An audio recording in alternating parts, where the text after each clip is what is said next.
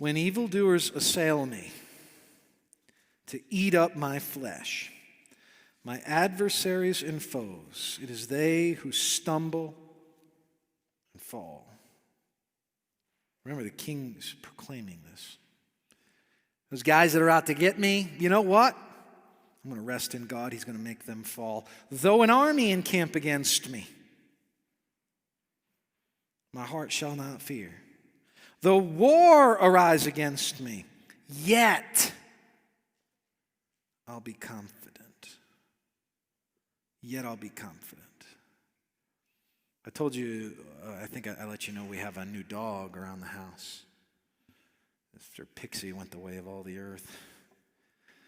And this dog's name is Tilly, and she's all dog. Like everything that a dog is, like on a cartoon. Digs down, buries bones, wrecks your yard, all kinds of stuff. Right? She's all dog. But she's pretty smart, and so we've been training her, and she's a puppy. Now, I'm no Cesar Millan, I'll tell you that right now. But, right now, 6-month-old will sit, shake, and I can do this little trick, right? Because I got treats. And I go, wait. I get all the way to the other side of the room, and then I just go like that. She comes in, I give her a treat. Makes me feel very powerful as a human person. Fido.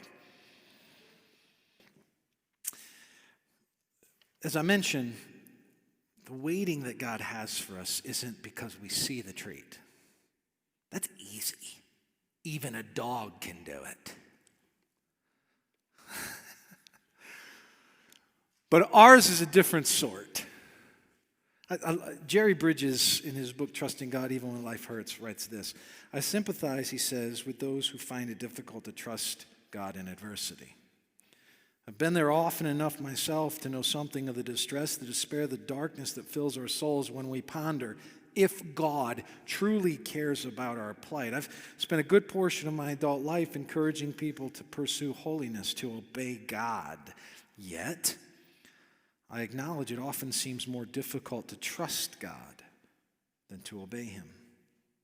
The moral will of God given to us in the Bible is rational and reasonable. The circumstances in which we must trust God often appear irrational and inexplicable. The law of God is readily recognized to be good for us, even when we don't want to obey it. The circumstances of our lives frequently appear to be dreadful and grim, or perhaps even calamitous and tragic. Obeying God is worked out within well-defined boundaries of God's revealed will.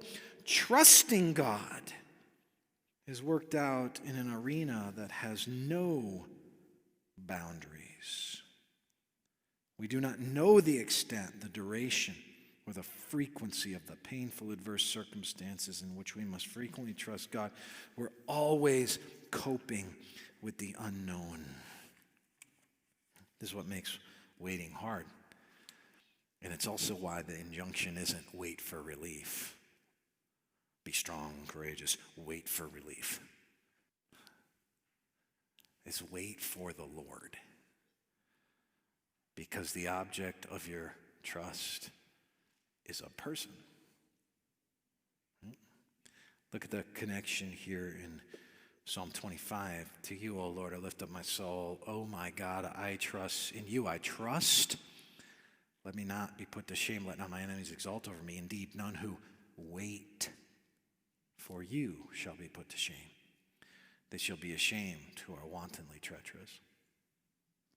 It looks like there's a connection, doesn't it, between waiting and the posture, the how to wait, which is trusting.